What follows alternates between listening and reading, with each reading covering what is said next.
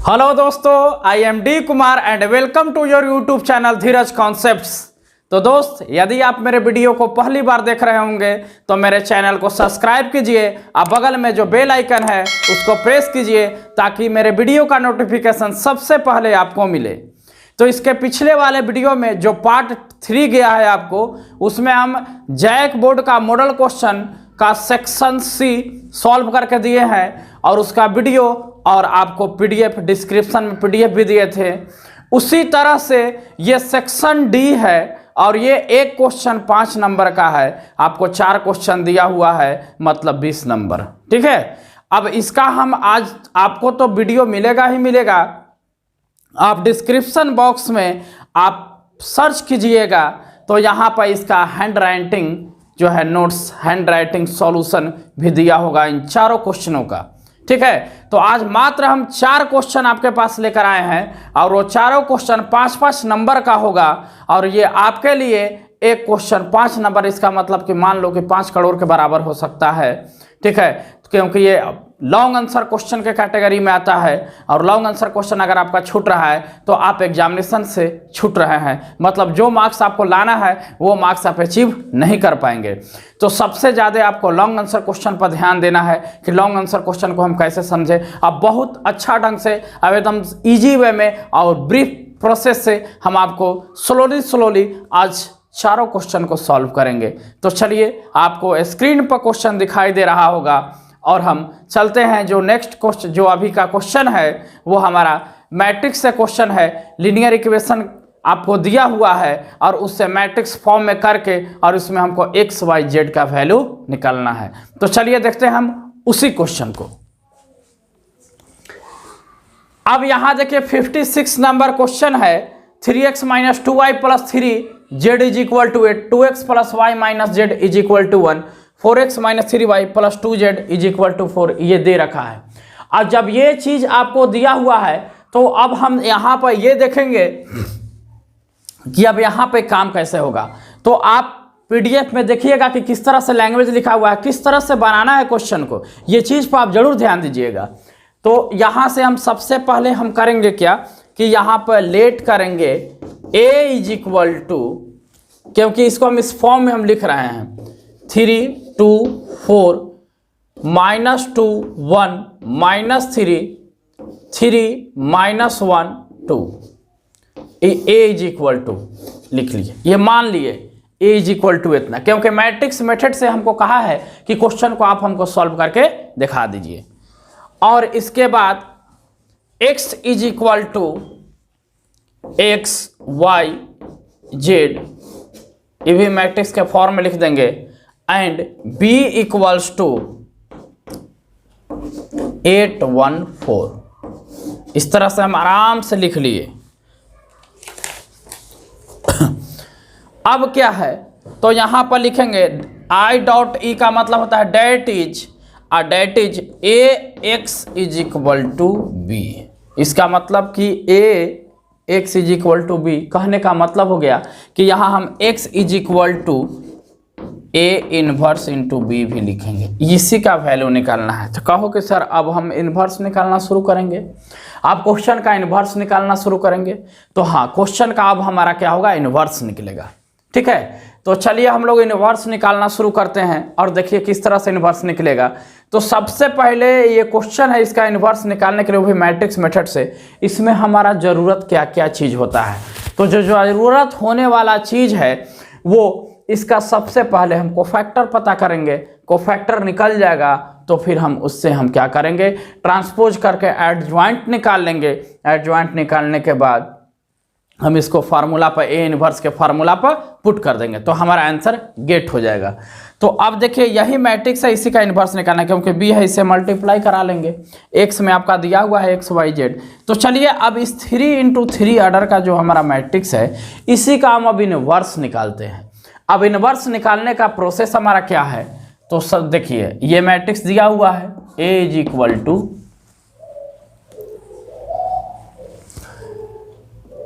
A11, इस matrix को ध्यान दीजिए, इसके अकॉर्डिंग लिख रहे हैं A11 A12 A13 A21 A22 A23 A31 A32 A33।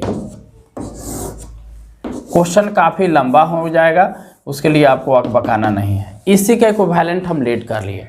अब इसी का हम क्या करेंगे, कोफैक्टर निकालेंगे। तो अब यहाँ से A11 का वैल्यू हमारा क्या आएगा। आप इसको डिस्क्रिप्शन बॉक्स में जो क्वेश्चन दिया सॉल्यूशन किया हुआ है आप जरूर डाउनलोड करके एक बार देखिएगा, उसमें पूरा लैंग्वेज के साथ बना है। यहाँ हम डायरेक्ट लिख दे रहे हैं, ठीक है। ऐसे समझा कर आपको लिखेंगे। देखो बाबू, A11 निकालना है तो सबसे पहले अगर ये जोड़ने के बाद सम संख्या आ जाएगा तो प्लस लिखेंगे, अगर विषम संख्या आ जाएगा तो माइनस लिखेंगे। इट मीन अगर इवन आता है तो पॉजिटिव, ऑड आता है तो नेगेटिव। ये भी चीज़ अगर आपको नहीं बुझा रहा है तो आप यहाँ से शुरू करना स्टार्ट कीजिएगा। आप प्लस याद रखें, प्लस माइनस प्लस। अगर यहाँ आइएगा तो प्लस माइनस प्लस लिखिएगा, ठीक है, क्योंकि इसमें हम सभी को हमको लिखना ही होता है। क्लियर? चलिए, सारा चीज़ क्लियर है। आराम से आज क्वेश्चन करेंगे। अब इसलिए इतना आराम से हम बता रहे हैं आपको क्योंकि इसमें मिस्टेक होता है। अगर आप थोड़ा सा भी इस क्वेश्चन में जल्दीबाजी कर दीजिएगा तो क्वेश्चन में हो सकता है कि 2 + 3 = 6 लिखा जाए 5 के जगह पर, तो पूरा आपका रामायण महाभारत खत्म कहानी हो जाएगा, ठीक है। इसलिए इस क्वेश्चन को बहुत आराम से और शांति ढंग से बनाएंगे, ठीक है। चलिए, A11 का वैल्यू हम लोग निकालेंगे। तो A11 का वैल्यू हमारा क्या होगा, तो देख लीजिए A11 यहाँ है, तो इसके जस्ट सामने अब ये बंद हो जाएगा बाबू, ये और ये बंद। अब कहानी इन चारों पर मेरा है और डिटर्मिनेंट सोल्व करने आता ही है। इससे इसको मल्टीप्लाई करेंगे तो 2 में 1 से गुना होगा बाबू, तो 2 आएगा। माइनस माइनस प्लस, लेकिन चिन्ह यहाँ माइनस का होता है। 3 × 3, तो इसका वैल्यू हमारा निकल के आ गया बाबू, आएगा हमारा -1। क्लियर? अब चलिए A12, कहो कि सर पहले आप माइनस लगाइए, 2 अब 1 3 हो रहा है। अच्छा ठीक है, माइनस आएगा, बाद का बात हम समझेंगे क्या लिखना है। A12 कहाँ है, यहाँ मतलब ये वाला टर्म ई और ई बंद, मतलब इन चारों पर कहानी है मेरा। इससे मल्टीप्लाई करेंगे तो 4 माइनस का चिन्ह और -4 मतलब कि +4 आ गया -8, ठीक है। A13, तो 3 अब 1 4, कहोगे सर कुछ नहीं लिखाएगा। चलिए 13 यहाँ है, इससे ही बंद हुआ बाबू। मल्टीप्लाई करेंगे तो -3 दूना का 6 -4, 3 दूना का 6, यहाँ लिख रहे हैं ये और बंद, 3 दूना के -6 -4 आ गया कितना, -10, क्योंकि 3 अब 1 4 था। अब देखिए, अब हम किसको निकालेंगे, A21 को। 21 कहाँ है, यहाँ है, तो 2 अब 1 3, पहले कह दीजिए माइनस लगा देते हैं क्योंकि 3 आया है, ठीक है। अब देखो, अब कहानी मेरा किस तरह से बनेगा, इस चीज़ पर पूरा ध्यान देना है। ये और ये बंद, 2 को लिख रहे हैं, ये और ये बंद हो गया, कहानी इन चारों पर चलेगा। 2 दूना का 4, सर -4, 3 तारीख का 9, और वो -9 के कारण +9 आ गया -5। -5 इसलिए क्योंकि यहाँ तो 5 आएगा लेकिन माइनस के चलते। A22 हमारा क्या होगा, क्वेश्चन में टाइम लगे तो लगे, क्वेश्चन बहुत बढ़िया से बनाना है, ठीक है।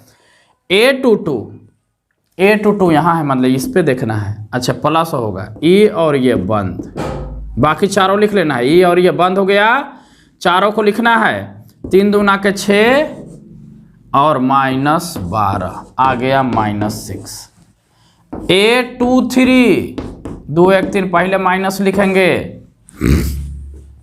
अब देखिए, क्योंकि जोड़े पर आ रहा है 5 विषम संख्या ये वाला, तो इसके जस्ट सामने अभी सामने बंद, यहाँ और ये बंद, मतलब ये चारों पर काम होगा। 3 तारीख का -9 -8, ठीक है। तो अब हमारा यहाँ आ कितना गया, फिर से देख लो अच्छा से, ये और ये बंद, कौन हम लिख रहे हैं, A23 यहाँ है, ये और ये पार्ट बंद। 3 तारीख का 9 -9 और 4 दूना के 8, तो 4 दूना के 8 होगा तो -8 के कारण +8 हो जाएगा। तो यहाँ वैल्यू निकल के हमारा कितना आ जाएगा बाबू, 1, क्योंकि यहाँ -1 और माइनस के चलते +1, ठीक है। A31 कहाँ है, A31 यहाँ है, तो पहले 3 अब 1 4, चलिए सर प्लस होगा, ये अभी बंद, इससे मल्टीप्लाई होगा तो आ जाएगा 2 2 एकम 2 एकम 2, माइनस माइनस प्लस, चिन्ह माइनस के 3 आ गया कितना -1। A32 कहाँ है? A32 यहाँ है, तो 3 2 5 पहले माइनस लिखेंगे, ई और ये बंद हो जाएगा। देखो ई और ये बंद हो गया, तो जब बंद हुआ तो कहानी हमारा क्या हो गया? तो इन चारों पर बात होगा, तो 3 एकम 3 -3, माइनस फार्मूला में होता है 3 दूना के 6।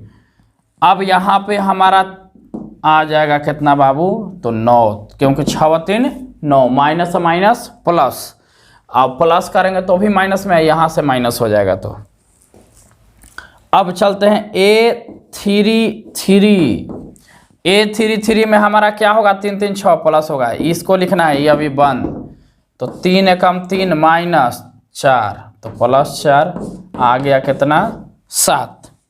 ठीक है, तो इस तरह से हम टोटल वैल्यू को हम निकाल कर लेकर आ गए। अब हमको करना इसमें क्या है? तो अब ये मेरा कोफैक्टर निकल गया, अब इसको अरेंज कर देना है अच्छा तरह से, हमको क्या करना है? लिख देना है। तो कोफैक्टर ऑफ ए क्या लिखेंगे? कोफैक्टर ऑफ ए,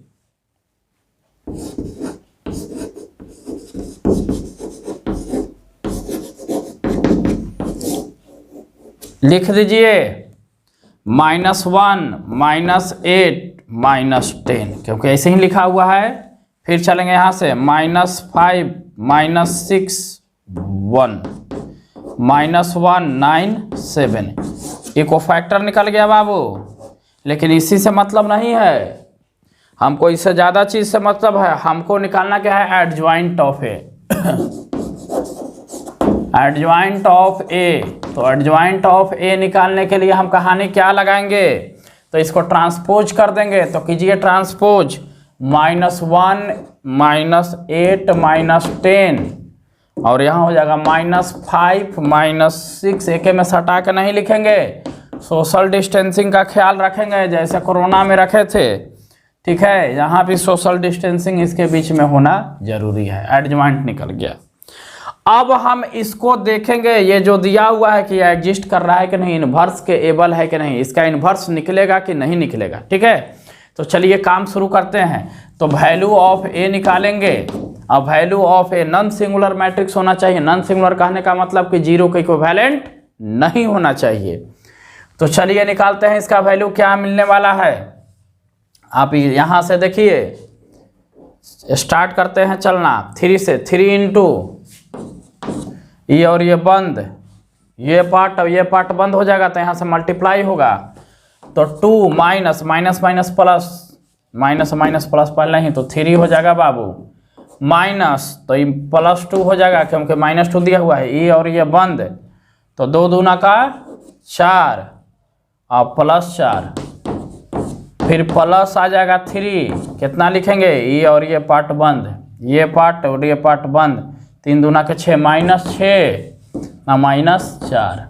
चलिए सोल्व करते हैं क्या आता है। तो घट के 3 आ गया, -3, ये 4 4 8 दूना के +16, यहाँ कितना आएगा? 6 4 10, -30।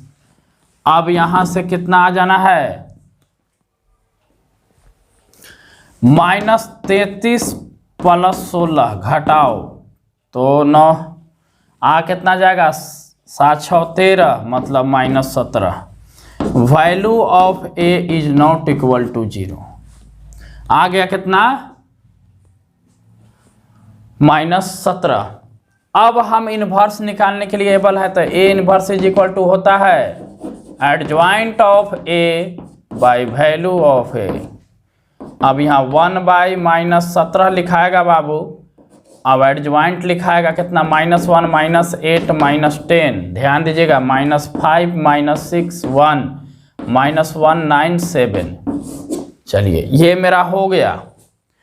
अब क्या करना है? तो सर चलेंगे वही से, आपको निकालना है x = a inverse into B. Value put करेंगे ए इनवर्स का, तो ए इनवर्स देख लीजिए मेरा यही है, -1/17 -1 -5 -1 -8 -6 9 और -10 1 7। और यहीं पे b कितना है देख लो, यहाँ 814। चलिए इसको अभी आराम से इसको रखते हैं यहीं बाबू, इस पे काम हम लोग करेंगे। तो देख लीजिए यहाँ से इसे होगा तो -8 -5 -4 एक हो गया। चलिए अब दूसरा के चलते हैं तो -64 -64 और प्लस में -6 और यहाँ से हो जाएगा प्लस 9 चौका 36। चलिए इससे इसको तो 10 8 -80 और +1 और 7 चौका 28। सोल्व करते हैं इसको बाबू। यहाँ देख लीजिए इज इक्वल टू -1/17 क्या हमारा आने वाला है। तो इसको ऐड करेंगे तो 5 और 9 8 17 -17।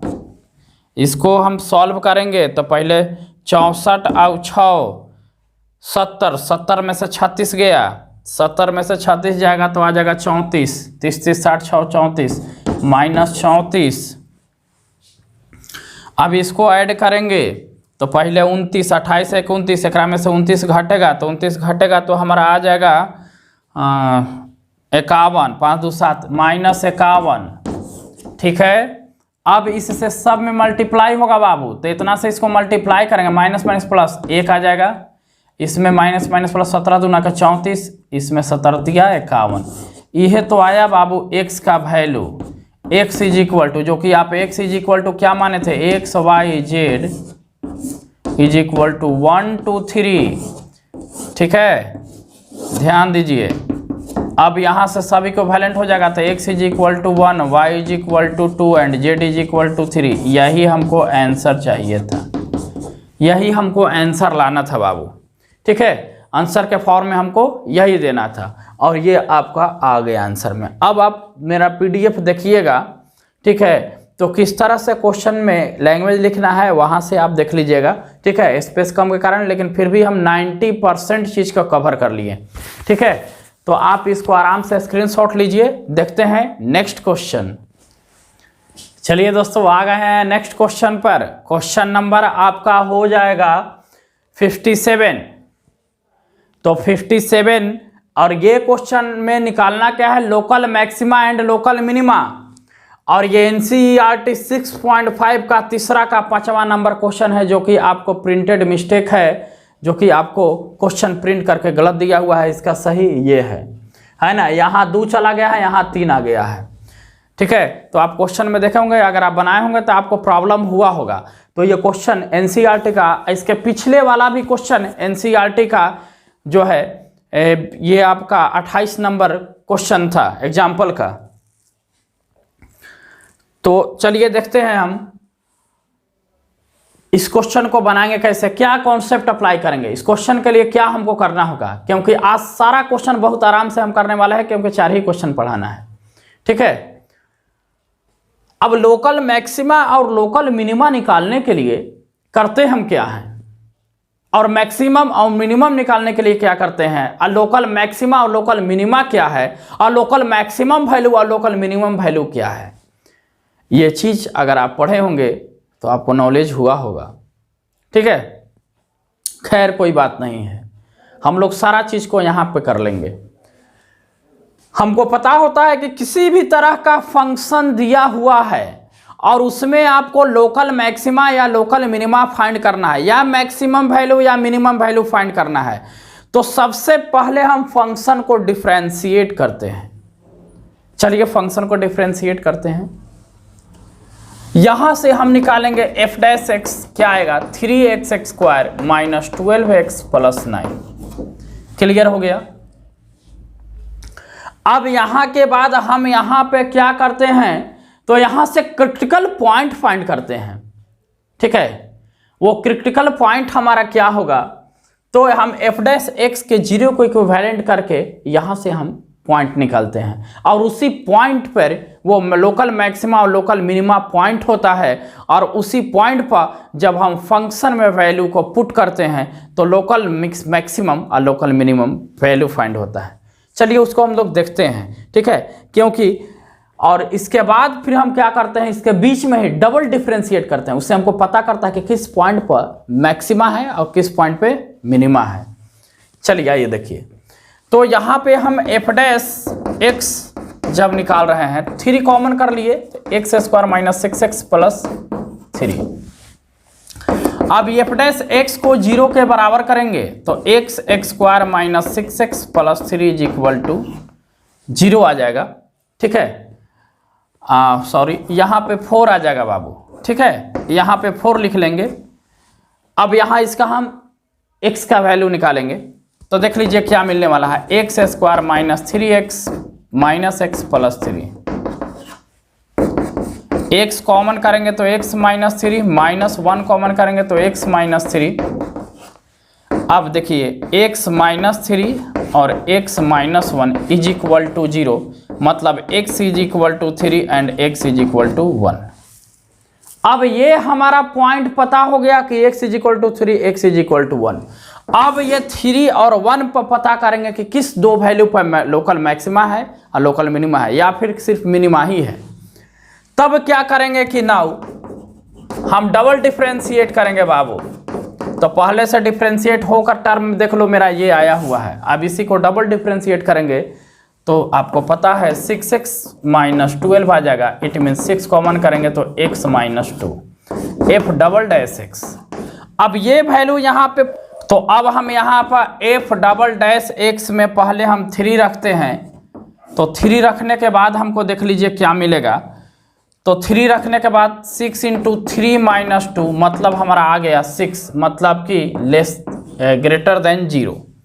आज जब ग्रेटर देन 0 आ गया और एफ डैश 1 पर हमारा वैल्यू क्या आया इस भी चेक कर लिया जाए तो 1 माइनस 2 मतलब माइनस 6 लेस देन 0। अब हमारा जो है लोकल मैक्सिमम जो पॉइंट हुआ मैक्सिमम, तो जहां लेस देन 0 होगा वो मैक्सिमम हो जाएगा, ग्रेटर देन 0 पर मिनिमम हो जाएगा, याद रखिएगा। तो लेस देन 0 पर हमारा क्या हो गया, मैक्सिमम हो गया, मतलब local maximum point at x is equal to 1 and local minimum point at x is equal to 3। ये निकल के आ गया मेरा। जब ये एफ डैश एक्स 0 से बड़ा हो जाएगा तो मिनिमम, 0 से छोटा हो जाएगा तो मैक्सिमम, याद रखिएगा। अब निकालते हैं हम लोकल मैक्सिमम वैल्यू। तो मैक्सिमम वैल्यू निकालने के लिए क्या होता है, तो F dash X is equal to हमारा कितना दिया हुआ है, X cube minus 6x square plus 9x plus 15। इसमें हम वैल्यू को पुट करेंगे तो निकाल के आ रहा है लोकल मैक्सिमम वैल्यू। तो लोकल मैक्सिमम वैल्यू के लिए तो मैक्सिमम किस पॉइंट पर दिया है बाबू, x इज इक्वल टू 1 पर। x इज इक्वल टू 1 पर हमको मैक्सिमम मिला है। ठीक है, तो चलिए निकालते हैं 1 रख के। तो f1 का वैल्यू देख लीजिए क्या आएगा, 1 माइनस 6 प्लस 9 प्लस 15। ये समझ में आ रहा है आपको, क्योंकि 1 रखने के बाद ये 1 हो जाएगा, ये माइनस 6 9। अब देख लीजिए अब हमारा आएगा कितना, 9 अब 1 10, आई में हो जाएगा तो हो जाएगा 25। 25 में से 6 जाएगा तो बता दीजिए कितना आएगा। 25 से हम 6 घटाएंगे तो 9 6 15 19। अब ये हमारा लोकल मैक्सिमम वैल्यू हो गया। इसी तरह से लोकल मिनिमम वैल्यू के लिए, तो मिनिमम किस पर दिया है, मिनिमम एट पॉइंट 3। तो हम यहाँ से F3 निकालेंगे तो 3 के क्यू माइनस 6, 3 के स्क्वायर प्लस 9 इंटू 3 प्लस 15। कितना जाएगा, 3 3 के 9 27। ये आ जाएगा माइनस 54 प्लस 27 प्लस 15। तो देख लीजिए 27 और 27 54 से घट गया 0, आ गया 15। ये वैल्यू हमारा क्या आ गया, 2 वैल्यू हमारा आंसर हो गया। यही निकालना था लोकल मैक्सिमम वैल्यू और लोकल मिनिमम वैल्यू। तो लोकल मैक्सिमम वैल्यू हमारा कितना हो गया 19 और लोकल मिनिमम वैल्यू कितना हो गया 15। यही आपका सॉल्यूशन हो गया। आप इसको स्क्रीनशॉट ले लीजिए। चलिए दोस्तों आ गए हैं सेकंड लास्ट क्वेश्चन पर 58। और 58 नंबर क्वेश्चन इतना 3D का अच्छा क्वेश्चन है कि हमेशा आपको शॉर्टेस्ट डिस्टेंस से क्वेश्चन हमेशा पूछता है आपको। और ये एक ऐसा क्वेश्चन है जो RS अग्रवाल की बुक में आपको एग्जाम्पल नंबर 2 और उसी का एक्सरसाइज में भी आपको पहला से दूसरा क्वेश्चन में मिल जाएगा। और ये क्वेश्चन सीबीएसई बोर्ड में 2007 में पूछा गया, 2008 के थर्ड टर्म में पूछा गया, 2009 में पूछा गया और 2014 में भी पूछा गया है। मतलब काफ़ी ये क्वेश्चन आया हुआ क्वेश्चन है, आप इसको मिला भी सकते हैं क्वेश्चन पेपर से। तो अब इसी क्वेश्चन को हम देखने वाले, तो काफ़ी अब मान के चलो कि ये पॉपुलर क्वेश्चन है आपका, और इस क्वेश्चन का हम सॉल्यूशन अभी तुरंत देने वाले हैं। और निकालना है शॉर्टेस्ट डिस्टेंस, और शॉर्टेस्ट डिस्टेंस का फार्मूला आपको पता है कि b1 cross b2 dot a2 minus a1 by b1 cross b2 का मॉड का होल मॉड। ठीक है, यही तो शॉर्टेस्ट डिस्टेंस का फार्मूला है। चलिए उसको लिखेंगे अभी हम शॉर्टेस्ट डिस्टेंस के फार्मूला को। अब यहां से सबसे पहले आइडेंटिफाई कर लेते हैं कि हमारा a1 क्या है, आई cap plus J Kaif. b1 क्या है, 2i Kaif minus J Kaif plus के कैफ। a2 क्या है, 2i Kaif plus J cap minus K Kaif. b2 क्या है, vector a1 vector b1 vector a2 vector b2 3i cap minus 5j Kaif plus 2k Kaif. अब यहां से सबसे पहले हम निकालते हैं vector a2 minus vector a1, क्योंकि इसका जरूरत हमको पड़ने वाला है।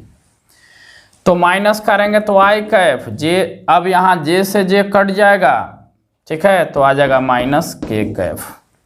ठीक है, ध्यान दीजिए, इस चीज को समझने का प्रयास कीजिए कि इससे इसको हमको माइनस करना है, तो चिन्ह तो माइनस होगा, तो यहां से ही घट जाएगा, इससे इसको घटाओगे। चलो लिख ही दे रहे हैं, ठीक है।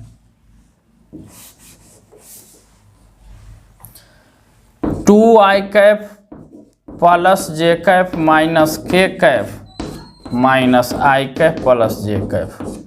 अभी माइनस है तो चिन्ह दोनों निगेटिव हो जाएगा, इससे इसको घटाना है तो आई कैफ, ये प्लस माइनस के कारण कट जाएगा तो माइनस के कैफ।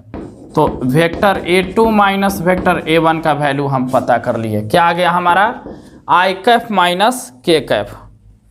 अब हम निकालेंगे b1 vector b1 cross vector b2, क्या होगा, तो आई कैफ जे कैफ के कैफ। अगर क्रॉस प्रोडक्ट करने आ रहा होगा तो आपको पता होगा 2 माइनस 1 1, यहाँ से 3 माइनस 5 2।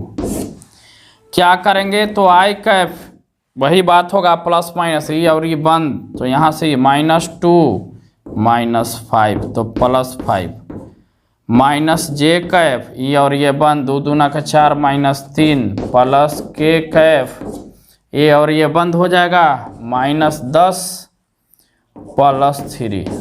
देख लो बाबू क्या आने वाला है, 3i कैफ, इससे माइनस करेंगे तो प्लस जे कैफ ओनली होगा, क्योंकि माइनस आएगा यहाँ प्लस हो जाएगा, और इससे करेंगे तो हमारा हो जाएगा माइनस 7k कैफ। तो हमारा क्या आया, b1 vector b1 cross vector b2 का वैल्यू हमारा निकल कर आ गया 7i कैफ, और यहाँ से j कैफ और माइनस 7k कैफ।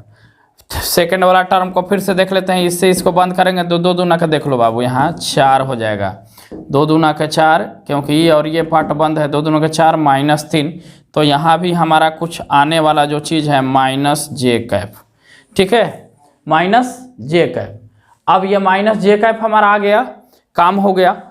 अब इसी का मॉड निकाल लेते हैं, b1 क्रॉस b2 का वेक्टर का मॉड निकाल लेते हैं। तो मॉड के लिए अंडर रूट 3 का स्क्वायर प्लस 1 का स्क्वायर प्लस 7 का स्क्वायर, 9 प्लस 1 प्लस 49 59। अब निकालेंगे shortest distance, formula b1 cross b2 dot a2 minus a1 by b1 cross b2 का मॉड का होल मॉड, क्योंकि डिस्टेंस नेगेटिव नहीं हो सकता है। वैल्यू पुट कीजिए, तो B1 क्रॉस B2 कितना है बाबू 3i cap minus J cap minus 7k cap dot ये कितना आया है देख लो यहाँ है i cap minus k cap by ये कितना आया है √59। चलिए ऊपर वाला का काम शुरू करते हैं। i से i में डॉट करना है तो 3 जे है ये नहीं है जे हो जाएगा 0 ठीक है -0 माइनस माइनस +7 तो कुल मिला के हमारे पास जो आया है वो 10/59 या फिर 10√59/59 मल्टीप्लाई कर देंगे √59 से तो कुछ यही यूनिट हमारा आंसर हो जाएगा बाबू। ठीक है ये दोनों में से कोई आंसर लिख सकते हैं। इसे डिनोमिनेटर को रूट में नहीं रखा जाता है तो √59 से आप क्या करिएगा मल्टीप्लाई करा दीजिएगा। ठीक है तो यही आपका आंसर हो गया ये शॉर्टेस्ट डिस्टेंस वाला। ठीक है आप इसको स्क्रीनशॉट लीजिए। देखते हैं नेक्स्ट। चलिए लास्ट क्वेश्चन की ओर बढ़ गए हम लोग। अब लास्ट क्वेश्चन देख लीजिए हमारा किस टाइप का है। LPP linear programming problem. ठीक है और यहाँ से ये भी क्वेश्चन NCERT का है। ये क्वेश्चन NCERT में आपका 10 नंबर का ये सबसे लास्ट क्वेश्चन आपका LPP में जो है जो लैंग्वेज प्रॉब्लम को छोड़कर ये सबसे लास्ट आपका क्वेश्चन हो जाएगा 12.1 जो एक्सरसाइज है उसका शायद ये 10 नंबर का क्वेश्चन होगा। सबसे लास्ट क्वेश्चन 9 या 10। ठीक है तो आप वही क्वेश्चन कॉपी किया हुआ है। अब यहाँ पे मैक्सिमाइज दे रखा है सब्जेक्ट 2 में इस तरह का चीज़ दिया हुआ है। हम निकालते कैसे हैं तो सबसे पहले हम यहाँ से देख लो क्योंकि ये काफ़ी इजी क्वेश्चन है तो इसमें ज़्यादा कुछ दिमाग नहीं लगाएंगे नहीं तो फिर हमको डायग्राम बनाना पड़ता है। x अब यहाँ पर x माइनस वाई ये ग्रेटर लेस को छोड़ दो इज इक्वल टू -1 का ग्राफ कैसा होगा तो कहो कि sir x is equal to -1 + y लिख देंगे और इस तरह से बनाएंगे हम डायग्राम। देख लो बाबू x y कुछ वैल्यू पुट करेंगे। अगर y आप 0 पुट कर रहे हैं तो x कितना मिलना है -1। y 0 पुट कीजिएगा तो x -1 होगा। अगर y 1 पुट कर रहे हैं तो x 0 मिलेगा। बस इसी से काम होगा कि मेरा लाइन किस तरह से पास होना है बाकी चीज़ को समझ लिया जाएगा। अगर यहाँ पर दिया हुआ है एक और इक्वेशन जो दिया हुआ है देख लीजिए यहीं पर -x + y = 0 तो हम इसको इस तरह से लिख सकते हैं -x = -y मतलब कि x = y और x = y का ग्राफ हमको पता है कि ओरिजिन से पास होता है। ठीक है तो यहाँ से हम देख लीजिए इस तरह से जब हम बनाएंगे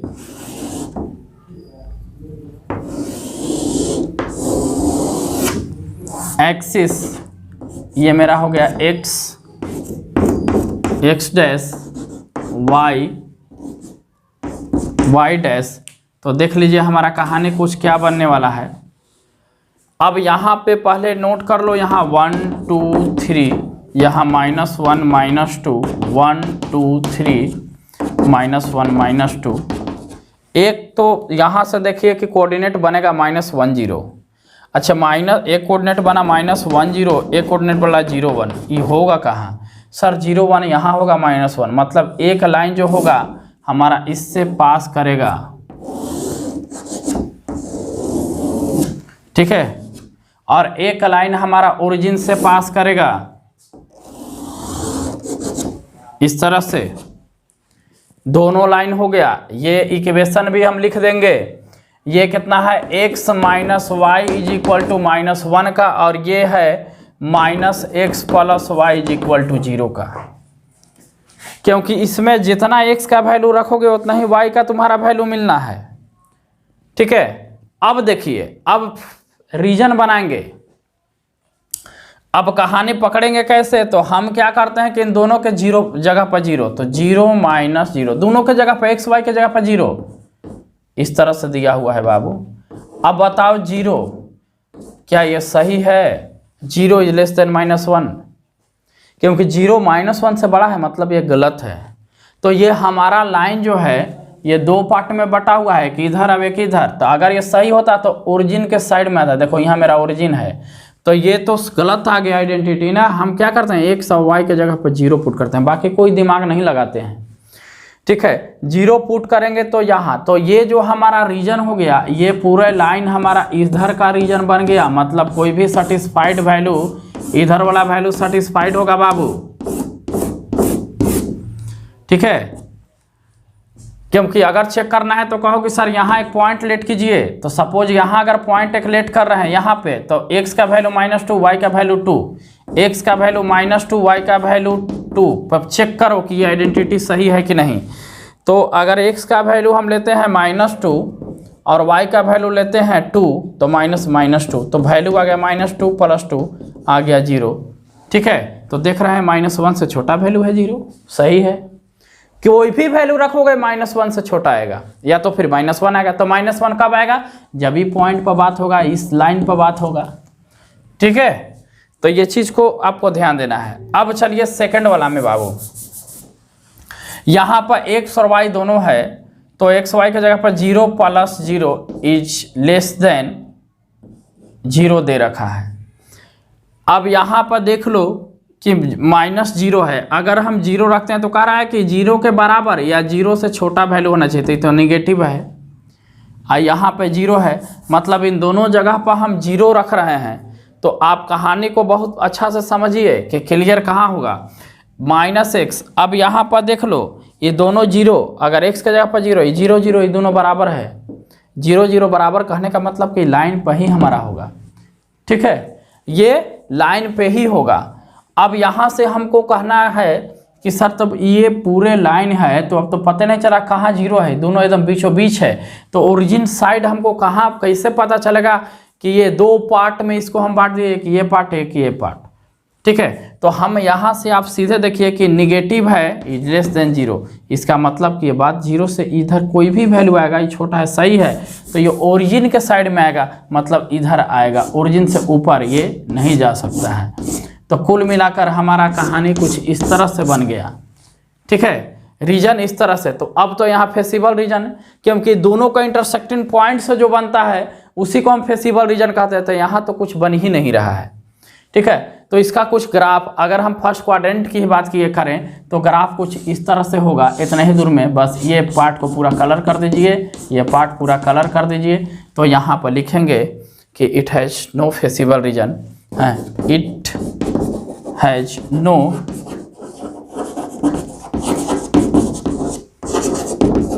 फेसिबल रीजन। ठीक है, इसलिए यहाँ पे हम मैक्सिमम वैल्यू फाइंड ही नहीं कर सकते। जब फेसिबल रीजन इंटरसेक्टिंग पॉइंट ही नहीं हुआ तो फिर यहाँ पे हमारा मैक्सिमम वैल्यू फाइंड नहीं हो सकता है। तो Z has no maximum value, Z का कोई मैक्सिमम वैल्यू नहीं आएगा। आता कब, जब हमारा कुछ ग्राफ इस तरह से रहता है। तो देखो ये फेसिबल रीजन, 3 पॉइंट से हम वैल्यू पुट कर लेते हैं। ठीक है, तो यहाँ पर नो फेसिबल रीजन। तो आप सोच लीजिए, आप जितना भी क्वेश्चन बनाए होंगे सब फेसिबल रीजन वाला बनाए होंगे, सब क्वेश्चन में फेसिबल रीजन आया होगा। लेकिन देखिए बोर्ड में कैसा क्वेश्चन आ रहा है, इसमें फेसिबल रीजन है। स्टूडेंट लोग पगलाना शुरू कर देता है कि ये तो रीजन बन ही नहीं रहा है, इसका मतलब क्वेश्चन गलत है ना, तो हम बना रहे हैं गलत, क्योंकि आपको मोर देन प्रैक्टिस क्वेश्चन पर हुआ नहीं है। इस तरह से आप गड़बड़ा सकते हैं। तो आज हम झारखंड बोर्ड का total question A section, B section, C section और ये आज हमारा जो था डी सेक्शन, पूरा सेक्शन को हम आज सॉल्व कर दिए। इसके बाद फिर दूसरा सेट आएगा तो उसको भी बताएंगे। और ऐसे मेरा जो गेस क्वेश्चन क्यू जो चल रहा था कैप्सूल क्लास टाइप का डिफरेंशिएबिलिटी एंड कंटिन्यूटी से, तो उसका हमारा वीडियो नेक्स्ट डे से आते ही रहेगा। और 11th क्लास का भी लिमिट्स एंड डेरिवेटिव का आते ही रहेगा। तो इसी के साथ थैंक यू दोस्तों।